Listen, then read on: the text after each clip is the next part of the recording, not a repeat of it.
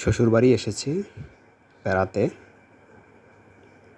আজ গ্রামটা ঘুরে দেখার জন্য বের হলাম পায়ে হেঁটে। অনেক দিন পরে এসেছি, আর গ্রামটা অনেক দিন ঘুরে দেখা হয় না, তাই আজকে বের হলাম দুজনে মিলে। সাথে আমার ওয়াইফ আছে, এই হলো আমার ওয়াইফ। আমরা একটু গ্রামটা দেখার জন্য বের হলাম, আর কিছু আত্মীয় স্বজন আছে তাদের সাথে একটু দেখা সাক্ষাৎ করব, তারপরে আবার চলে আসব।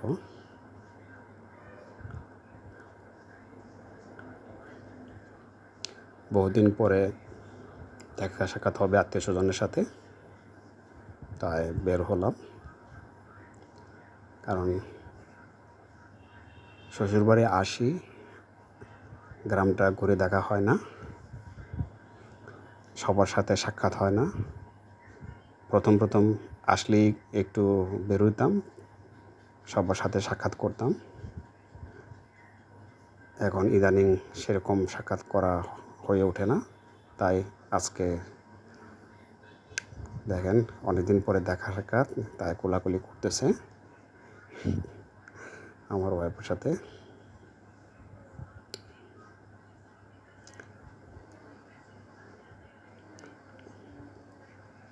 গ্রামের পরিবেশটা খুবই সুন্দর, ছিমছাম, একদম বর্ডার এলাকা, বর্ডার ঘেঁষা সংলগ্ন। এক পা ও এই পার, আর এক পা ইন্ডিয়া, এরকম বর্ডার।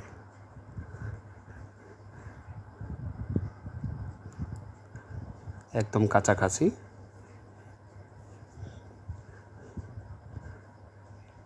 তো চলুন আমাদের সাথে দেখতে দেখতে প্রাকৃতিক সৌন্দর্য উপভোগ করুন, সবুজে ঘেরা গ্রামটা। চলুন তাহলে।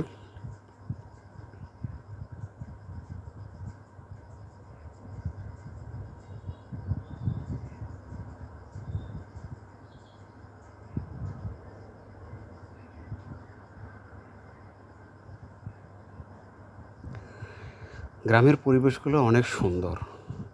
এই এক বাড়িতে আসছি, একটু পুকুর আছে ছোট, এখানে আবার হাঁস, রাজা হাঁস আছে, আর চীনা হাঁসের বাচ্চাগুলো, ছোট ছোট বাচ্চাগুলো আছে, ভেসে বেড়াচ্ছে,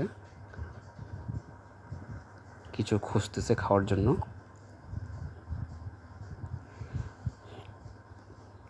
এই বাড়িটা একদম ইন্ডিয়া বর্ডারের সাথে।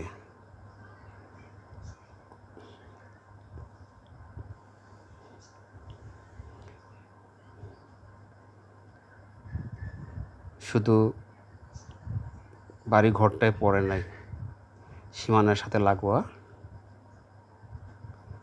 লাগোয়া মানে একদম লাগোয়া, এক হাত এদিক ওদিক, এর কোনো ব্যতিক্রম নাই।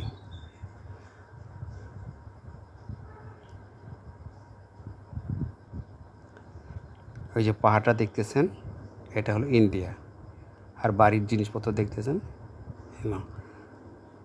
তাদের বেড়াটা আছে, বাঁশের বেড়াটা আছে। বেড়া পার হলেই ইন্ডিয়া, আর বেড়ার এই পারে হলো বাংলাদেশ। চলুন দেখি।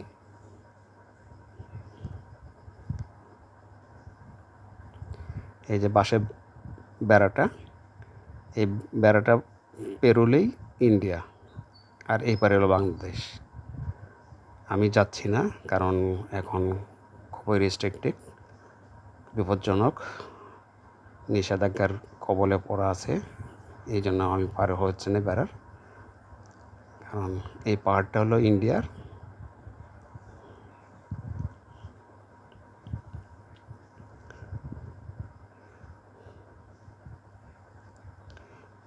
তবু দেখেন আমরা হয়তো যাচ্ছি, এখন এইগুলো ইন্ডিয়ার ভিতরে পড়ছে না বাংলাদেশের ভিতরে পড়ছে বলতে পারবো না, তবে যাচ্ছি। এই যে এই নালীটা, এটা হলো ইন্ডিয়ার যে পাহাড়ের ঝিরি আছে, ঝিরি থেকে পানিগুলো আসে। এখন এটা পার হয়ে ওদিকে যাব, পার হওয়ার চেষ্টা করতেছে। কতটা গভীর আছে এটা মাপ দিয়ে নিল। এদিক দিয়ে গভীরতা কম, অনেক সময় দেখা যায় যে গভীর থাকে, বোঝা যায় না, তাই মাপ দিয়ে নিল যে কতটুকু আছে পানি, পার হওয়া যাবে কি না। তো আমার ওয়াইফ আগে পার হবে, তারপরে আমি পার হব। দেখি কিভাবে পার হয়।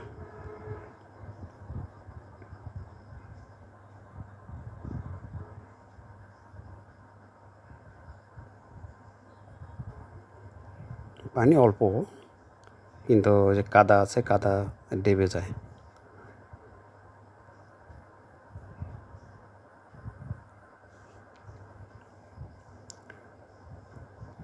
সে পার হয়ে গেছে।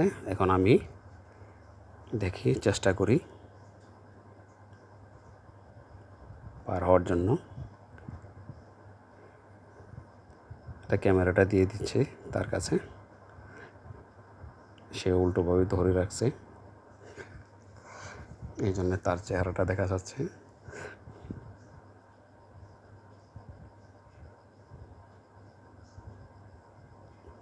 এবার ঠিক আছে। এখন আমি পার হব, প্যান্টটা ভাঁজ করে নিই।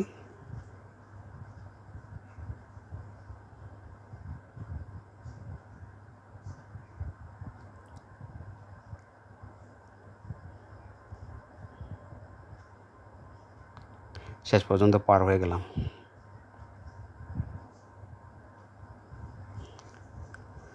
তো চলুন প্রাকৃতিক সৌন্দর্য দেখতে দেখতে যাই আবার।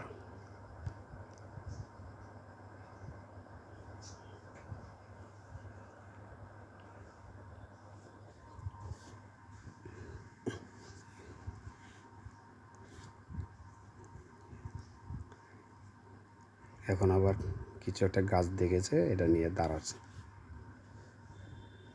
আমাকে দেখাচ্ছে।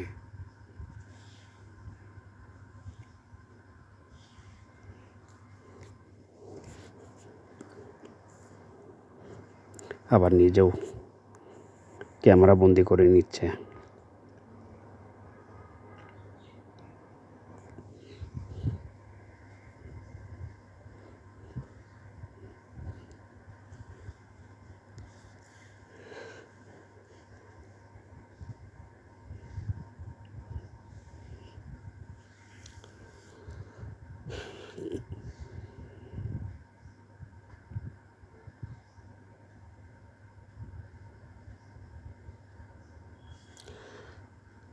ভুল করে আমি মাইক্রোফোনটা নিতে ভুলে গেছিলাম, সেই জন্য এখন ডাবিংয়ের মাধ্যমে আমি ভিডিওটা এডিট করেছি, আর আপনাদের মাঝে সেভাবেই তুলে ধরার চেষ্টা করতেছি।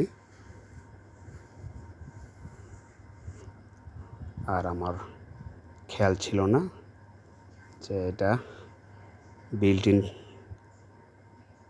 মাইক্রোফোন করার জন্য এইভাবেই ভিডিও করেছি, আর সেই জন্যই এখন এই কষ্টটুকু করতে হচ্ছে।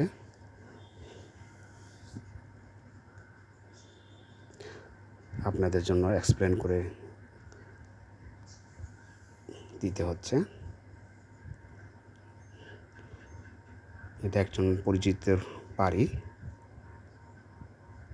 আর এই গেট, এই পাশে হলো ইন্ডিয়া, ওই পাশে হলো বাংলাদেশ।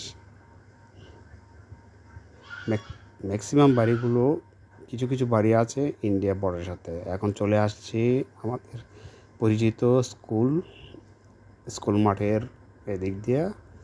এই 3 মাথার এখানে দোকান আছে,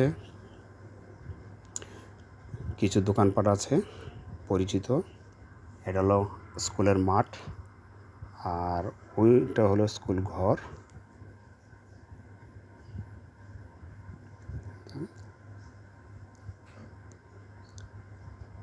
এই দোকান ঘরটা হলো আমার খালু শ্বশুরের। উনি বিডিআর ছিলেন, রিটায়ার্ড হওয়ার পরে এই দোকানটা দিয়েছেন। তো বন্ধুরা, ভালো থাকবেন, সুস্থ থাকবেন। আমি রক ট্রাভেলার্স থেকে আপনাদের কাছ থেকে বিদায় নিচ্ছি। Thank you.